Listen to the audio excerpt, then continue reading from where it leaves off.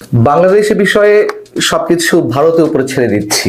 মার্কিন president Donald ট্রাম্পের এমন একটি মন্তব্যে যখন সারা দেশে তোলপাড় চলছে, নানান পক্ষ নানানভাবে বিশ্লেষণ করার চেষ্টা করছে, ঠিক সেই মুহূর্তে আমাদের প্রধান উপদেষ্টা অধ্যাপক ডক্টর মোহাম্মদ ইউনূস তিনি নিজে নিজে এবার বিস্ফোরক একটি মন্তব্য করলেন এবং আমি মনে করি একই সঙ্গে বিতর্কিত মন্তব্য। তার জায়গা থেকে এই ধরনের মন্তব্য কোনোভাবেই সমীচীন নয় বলে আমি মনে করি। তিনি বলেছেন যে বাংলাদেশ নিয়ে অপপ্রচার চালাতে গিয়ে ট্রাম্পের কাছে গিয়েও সুবিধা করতে পারেনি একটি পক্ষ। এই কথাটি কোথায় বলেছেন? শনিবার জাতীয় ঐক্য কমিশনের পক্ষ থেকে রাজনৈতিক দলগুলোর সঙ্গে যে বৈঠকটি ছিল সেই বৈঠকে বক্তব্য দেওয়ার সময় তিনি এই মন্তব্য করেছেন। আচ্ছা, ডক্টর মোহাম্মদ ইউনূস সাহেব কি তিনি নিজে নিজের উচ্চতা সম্পর্কে ভুলে গেছেন, অথবা তার মুখ থেকে যার যা ইচ্ছে খুশি বের করে নিয়ে আসার চেষ্টা করছেন? অনেকেই তার সরকারের মধ্যে যারা রয়েছে, তার আশেপাশে যারা রয়েছেন, তার মুখ থেকে তো আমরা এই ধরনের মন্তব্য আশা করি না, যদিও এর আগে তিনি নানান ধরনের বিতর্কিত মন্তব্য করে যাচ্ছেন। মানে অনেকে বলেন সহজ সরল মন্তব্য করছেন, আমার কাছে সেগুলো সহজ সরল মন্তব্য নয়, একটু অন্য ধরনের মনে হয়। যাই হোক, এখন এই যে বললেন যে একটি পক্ষ ডোনাল্ড ট্রাম্পের কাছে নালিশ করতে গিয়েছিলেন, এই একটি পক্ষ কে? নিশ্চয়ই তিনি শেখ হাসিনাকে মিন করেননি। শেখ হাসিনা যদি পলিটিক্যাল অ্যাসাইলাম নিয়ে যুক্তরাষ্ট্রে থাকতেন, কোনো একভাবে সে দেশের প্রেসিডেন্টের সঙ্গে দেখা করে বাংলাদেশ সরকারের বিরুদ্ধে নালিশ করছেন, বা আওয়ামী লীগের পক্ষ থেকে কেউ গিয়ে নালিশ করছেন, সেক্ষেত্রেও কি তিনি এই ধরনের মন্তব্য করতে পারতেন তার জায়গা থেকে? তর্কের খাতিরে ধরে নিলাম যে সেক্ষেত্রে হয়তো তিনি করতে পারতেন। তার কারণ এর আগে আমরা দেখেছি সাবেক প্রধানমন্ত্রী শেখ হাসিনা তিনি তো যা মুখে আসতেন বলে ফেলতেন, যার সম্পর্কে যেমন ইচ্ছে মন্তব্য তিনি করে ফেলতেন, যেগুলো বাংলাদেশের মানুষ কখনোই ভালোভাবে নেয়নি। যে কথাগুলো আওয়ামী লীগের দ্বিতীয় শ্রেণী, তৃতীয় শ্রেণীর বা তৃতীয় সারির রাজনৈতিক নেতাদের মন্তব্য করার কথা বা করলেও আমরা মেনে নিতাম, সেই কথাগুলো তিনি সবসময় প্রধানমন্ত্রীর আসনে বসে করেছেন। এখন আমরা দেখছি ডক্টর মোহাম্মদ ইউনূসও সেই কথাগুলো বলছেন। এই মন্তব্যটি, ডোনাল্ড ট্রাম্পের এই মন্তব্যটি বা এই কথাটি কোথা থেকে এসেছে? যুক্তরাষ্ট্র এবং ভারতের মতন দুই রাষ্ট্রের দ্বিপাক্ষিক বৈঠক সংক্রান্ত সংবাদ সম্মেলনেই তো ডোনাল্ড ট্রাম্প এই কথা বলেছেন। এবং এটা সত্য যে ভারতের প্রধানমন্ত্রী নরেন্দ্র মোদী তিনি তো তার জায়গা থেকে নানান বিষয় উত্থাপন করবেন তাদের স্বার্থ সংশ্লিষ্ট বিষয়ে, তো সেই জায়গাতে অবশ্যই খুব স্বাভাবিকভাবে বাংলাদেশের প্রসঙ্গটি আসবে। আমি নরেন্দ্র মোদীকে কোনো অবস্থাতেই সমর্থন করছি না, কিন্তু আমি বলছি সবকিছু ডেকোরাম সম্পর্কে। তো এই একটি পক্ষ তাহলে ভারত, তিনি ভারতকে মিন করেই বলেছেন। আমরা শুক্রবার ট্রাম্পের এই বক্তব্যকে কেন্দ্র করে আইন উপদেষ্টা অধ্যাপক ডক্টর আসিফ নজরুলের ফেসবুকে একটি স্ট্যাটাস দেখলাম, যদিও সেটা আরেকজনে তিনি শেয়ার করেছেন, তিনি সহমত পোষণ করেছেন, বিধায়িত্ব শেয়ার করেছেন। সেটি নিয়েও নানান ধরনের সমালোচনা হচ্ছিল যে কেন সরকারের পক্ষ থেকে এই ধরনের মন্তব্য করতে হবে। সবচেয়ে বড় কথা হচ্ছে যেটুকু মানুষ বিশ্লেষণ করছেন, যেই পক্ষ, যে নরেন্দ্র মোদী আসলে ডোনাল্ড ট্রাম্পের কাছ থেকে যা কিছু আশা করেছিলেন বিভিন্ন ক্ষেত্রে বাংলাদেশের বিষয়ে, সেক্ষেত্রে তিনি আশাহত হয়েছেন। এগুলো এক পক্ষের বিশ্লেষণ। আবার আরেক পক্ষ বলছে যে না, ভারত যা চেয়েছে হয়তো ডোনাল্ড ট্রাম্পকে কনভিন্স করতে পেরেছে। যেটি হোক না কেন, এই যে দুই পক্ষের মধ্যে বৈঠক, সেই বৈঠকে যদি মনে হয় যে ভারতের কথা ট্রাম্প গেলেনি, তার সমর্থন আদায় করতে পারেনি বাংলাদেশের বিরুদ্ধে এমন কিছু, তাহলে কি আমরা খুশিতে গদগদ হয়ে এ ধরনের মন্তব্য করব? অন্তত ডক্টর মোহাম্মদ ইউনূসের আসন থেকে, প্রধান উপদেষ্টার পদ থেকে। এর মানে কি দাঁড়ায়? মানেটি এরকম যে এখনো আমরা যুক্তরাষ্ট্রের দিকে তাকিয়ে আছি, যুক্তরাষ্ট্র ভারতের কথা শোনেনি বিধায় আমরা বিশাল আকারে বেঁচে গেলাম। ডক্টর মোহাম্মদ ইউনূস সরকার যুক্তরাষ্ট্রের ভয়ে অতিষ্ঠ ছিল, সন্ত্রস্ত ছিল। যুক্তরাষ্ট্র যদি বেঁকে বসে তাহলে বর্তমান সরকারের অনেক কিছু ঘুরে যেতে পারে।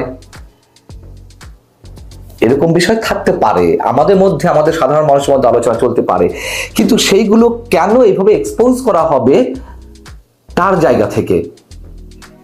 এবং এই ধরনের কথা বলার সঙ্গে সঙ্গে সাধারণ মানুষের যে আশঙ্কা যে যুক্তরাষ্ট্র যা চাইবে তাই হবে, অথবা ভারত যা চাইবে তাই হবে, সেগুলো কি প্রতিষ্ঠিত করার চেষ্টা চলছে?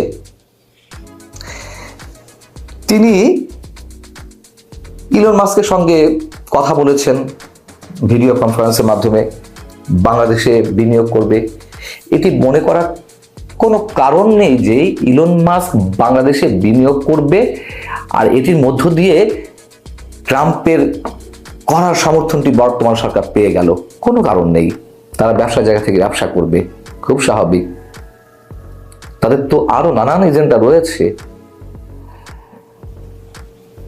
ডক্টর মোহাম্মদ ইউনূস বলছেন ওই বক্তব্যে, অতীতে দেশকে একটা তামাশায় পরিণত করা হয়েছিল, আইন বলে কিছু ছিল না, যারা আত্মত্যাগ করেছে তারা আমাদের একটা নতুন বাংলাদেশের জন্য প্রস্তুত হওয়ার দায়িত্ব দিয়ে গেছে। খুব ভালো কথা, অতীতে দেশকে একটা তামাশায় পরিণত করা হয়েছিল। হ্যাঁ, অবশ্যই তামাশায় পরিণত করা হয়েছিল, আওয়ামী লীগ যা ইচ্ছে তাই করছিল, বিভিন্ন ক্ষেত্রে এমন এমন কাজ করা হচ্ছিল যে সার্কাস খেলা দেখানো হচ্ছিল, এরকম তো মানুষের মুখে মুখে রটেছিল।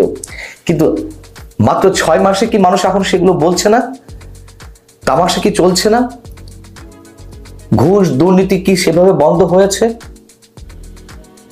হেলিকপ্টার বিলাসিতা কোন কোন উপদেষ্টা আমরা দেখতে পাচ্ছি হেলিকপ্টার ছাড়া চলতে পারেন না। অন্তত এই তামাশা তো এর আগে দেখা যায়নি, সেটা তো আমরা দেখছি।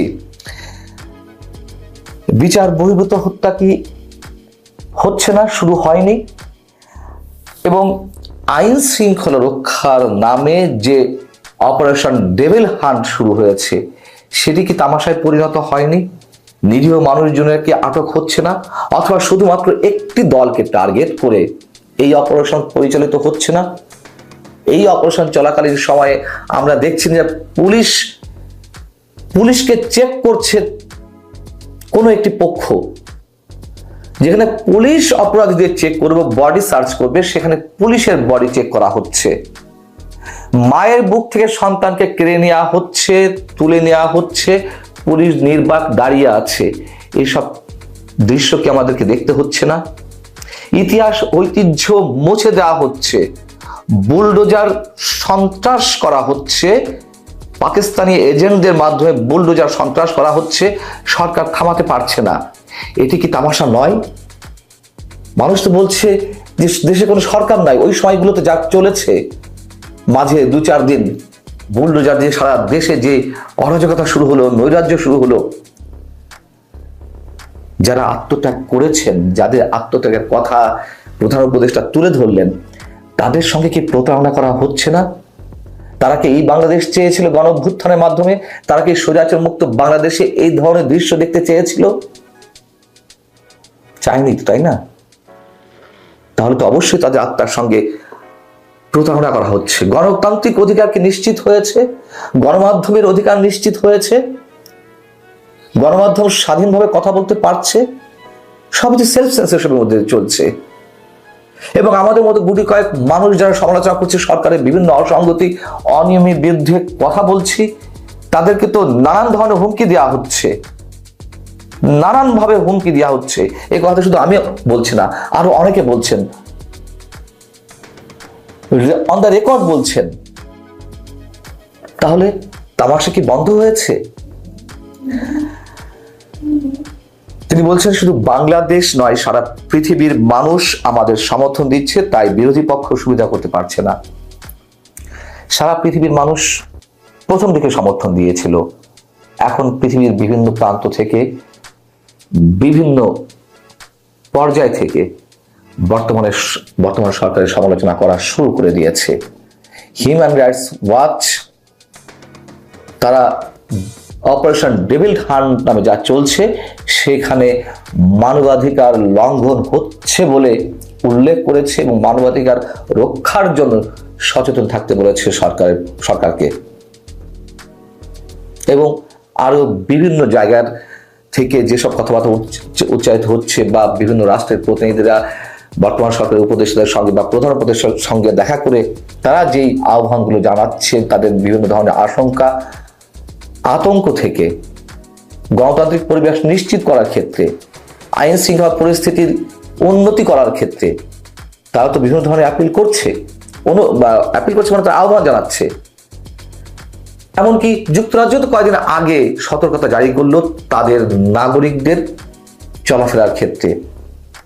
তাহলে সমর্থনটা কি এমনিতেই জানাবে, নাকি এত কিছু পরেও তারা সমর্থন জানিয়ে যাচ্ছে? প্রিয় দর্শক, ভারতের প্রধানমন্ত্রী মিস্টার নরেন্দ্র মোদী এবং মার্কিন প্রেসিডেন্ট ডোনাল্ড ট্রাম্পের মধ্যে বাংলাদেশ প্রসঙ্গে যে আলোচনা হয়েছে সেটা নিয়ে বাংলাদেশে সমাধানহীন আলোচনা চলছে। প্রত্যেকে নিজের মতো করে ব্যাখ্যা করছেন, পত্রপত্রিকায় লেখালেখি হচ্ছে, টেলিভিশন চ্যানেলগুলো কথা বলছে, টক শোতে অনেকেই তাদের নিজেদের মতো করে কথা বলছেন। কথা বলার কারণ আছে নিজেদের মতো করে, সেটি হচ্ছে ডোনাল্ড ট্রাম্পও যে সাংবাদিকের প্রশ্নের জবাবে যে কথাগুলো বলেছেন তাতে বাংলাদেশ সম্পর্কে তার মনোভাব সত্যিকারে কি সেটা কিন্তু ক্লিয়ার না। আবার ভারতের প্রধানমন্ত্রী কিন্তু বাংলাদেশ প্রসঙ্গে কোনো কথাই বলেননি, তিনি রাশিয়া এবং ইউক্রেন সম্পর্কে কথা বলেছেন।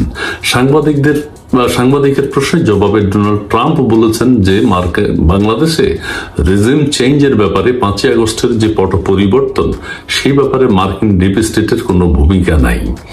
ভূমিকা যদি থেকেও থাকে, আবারও বলছি, মার্কিন যুক্তরাষ্ট্রে বাংলাদেশে ক্ষমতার পট পরিবর্তনে যদি কোনো ভূমিকাও থাকে, একজন রাষ্ট্রপ্রধান হিসেবে তিনি বলবেন না যে হ্যাঁ আমরা পরিবর্তন ঘটিয়েছি, আমাদের ভূমিকা আছে। এটা যেমন একটা ব্যাপার। এই ছাড়া তিনি বলেছেন যে শত শত বছর বাংলাদেশের বিষয়ে ভারত খেয়াল রাখছে বা বাংলাদেশের বিষয়ে তারা নজরদারি করছে। বাংলাদেশ তো শত শত বছর ছিল না, বাংলাদেশ তো 1971 সালে স্বাধীনতার পর থেকে আমরা বাংলাদেশ বলে থাকি। কাজেই তিনি এই বিষয়টি দিয়ে কি বোঝাতে চেয়েছেন সেটিও কিন্তু বোঝা যায়নি। আরেকটা হচ্ছে, একটা কথা শুধু যেটা নিয়ে এখন বেশ আলোচনা হচ্ছে, প্রত্যেকের নিজের মতো ব্যাখ্যা করছেন, সেটি হচ্ছে তিনি বলেছেন আমি বাংলাদেশের বিষয়টি প্রধানমন্ত্রীর উপর ছেড়ে দিলাম বা ছেড়ে দেব। এই কথা তিনি যখন বললেন এটারই ব্যাখ্যা চলছে। এই কথা বলতে তিনি কি বোঝাতে চেয়েছেন যে বাংলাদেশে ভবিষ্যতে কোনো পরিবর্তন বা ভারত বাংলাদেশকে পার্শ্ববর্তী দেশ হিসেবে যেভাবে দেখতে চায় ভারত সেভাবে দেখুক বা ভারত সেই সিদ্ধান্ত নেবে, অর্থাৎ সিদ্ধান্তটি ভারতের উপর ছেড়ে দিয়েছেন। মার্কিন যুক্তরাষ্ট্র সেই বিষয়ে বাংলাদেশ প্রসঙ্গে কোনো ভূমিকা রাখতে চাচ্ছেন না। এটি নাকি অন্য কিছু সেটি কিন্তু আমরা বুঝতে পারিনি। নরেন্দ্র মোদীর উপর তিনি যখন নরেন্দ্র মোদীকে কথা বলতে দিয়েছেন বাংলাদেশ প্রসঙ্গে, নরেন্দ্র মোদীও তখন বাংলাদেশ প্রসঙ্গে কোনো কথা না বলে ইউক্রেন সম্পর্কে কথা বলেছেন, রাশিয়া ইউক্রেন যুদ্ধ নিয়ে কথা বলেছেন। এটারও একটা সঙ্গত কারণ আছে। ভারতের প্রধানমন্ত্রী ওপেন স্পেসে সাংবাদিকদের সামনে সারা পৃথিবীবাসী দেখছে, এই অবস্থায় কোনো একটা দেশ সম্পর্কে, কোনো একটা স্বাধীন দেশ সম্পর্কে তিনি কোনো মন্তব্য করতে পারেন না সরাসরি। তো আমরা সেদিকে যাব না, আমরা দেখতে চাই। তবে অন্দরমহলে তাদের দুজনের কি কথা হয়েছে সেটি কিন্তু আমরা জানতে পারিনি, সেই সম্পর্কে তারা কোনো বক্তব্য দেননি। তবে ভারতের পক্ষ থেকে ভারতের পররাষ্ট্র সচিব একটা কথা বলেছেন, সেটা হচ্ছে যে বাংলাদেশ বিষয়ে ভারতের উদ্বেগের কথা নরেন্দ্র মোদী ডোনাল্ড ট্রাম্পকে জানিয়েছেন। এইটা কিন্তু স্পেসিফিকলি ভারতের পররাষ্ট্র সচিব যিনি আছেন তিনি কিন্তু সাংবাদিক সম্মেলনে বলেছেন। কাজেই একটা কথা আমরা নির্দ্বিধায় বলতে পারি, সন্দেহাতীত ভাবে বলতে পারি, সেটি হচ্ছে বাংলাদেশ বিষয়ে ভারত ডোনাল্ড ট্রাম্পের সাথে কথা বলেছেন, নরেন্দ্র মোদী ট্রাম্পের সাথে কথা বলেছেন এবং তাদের উদ্বেগের কথা জানিয়েছেন। কারণ সাম্প্রতিক সময় আমরা দেখতে পাচ্ছি ভারত বিরোধী ব্যাপক স্লোগান বাংলাদেশ থেকে হচ্ছে, ভারতীয় পণ্য বর্জনের ঘোষণা বারবার দেয়া হচ্ছে এবং ভারতের 7 সিস্টার নিয়েও কথা হচ্ছে, হুমকি দেয়া হচ্ছে। সেই হিসেবে ভারত এগুলো এতদিন শুনেছে গত 6 মাস যাবৎ। কাজেই একটা শক্তিধর রাষ্ট্রের প্রধানের সাথে নিশ্চয়ই নরেন্দ্র মোদী সে বিষয়ে কথা বলবেন এবং বলেছেন। এখন যদি আগামীতে আমরা বাংলাদেশের রাজনীতিতে কোনো পট পরিবর্তন দেখতে পাই, অথবা কোনো রাজনৈতিক দলের সুবিধা আমরা দেখতে পাই, অথবা বাংলাদেশের রাজনীতিতে বর্তমানে যে উত্তেজনা চলছে সেই উত্তেজনা প্রশমিত হতেও যদি দেখে থাকি বা দেখতে থাকি, তাহলে কিন্তু বোঝা যাবে যে বাংলাদেশের রাজনীতিতে ভারত কোনো ভূমিকা রাখতে চলেছে, অথবা ডোনাল্ড ট্রাম্প যে কথা বলেছেন যে আমি বাংলাদেশ বিষয়ে প্রধানমন্ত্রীর হাতে ছেড়ে দিলাম, বা ভারতের প্রধানমন্ত্রী সে বিষয়ে সিদ্ধান্ত নেবেন, সেটাই যদি তিনি মিন করে থাকেন তাহলে কিন্তু ভারত একটা ভূমিকা রাখবে এবং সেটি আমরা দেখতে পাবো আগামী দিনগুলোতে। আর যদি সেটি না হয়, বাংলাদেশের রাজনীতিতে আসলে কি ধরনের পরিবর্তন হবে সেটি ভারত দেখার কোনো অধিকার রাখে কিনা সেটাও কিন্তু প্রশ্ন এসে যায়। তবে বাংলাদেশে যদি কোনো অস্থিতিশীলতা বিরাজ করে, যেহেতু বাংলাদেশের চতুর্দিকে ভারত, কাজেই বাংলাদেশে জঙ্গিবাদ সন্ত্রাসবাদের যদি উত্থান ঘটে তাহলে পার্শ্ববর্তী দেশ হিসেবে ভারতের সাথে আমাদের বিশাল বর্ডার, ভারত কিন্তু অস্থিতিশীল থাকবে, ভারত চিন্তিত থাকবে। কাজেই বাংলাদেশের রাজনীতি কেমন হবে, বাংলাদেশে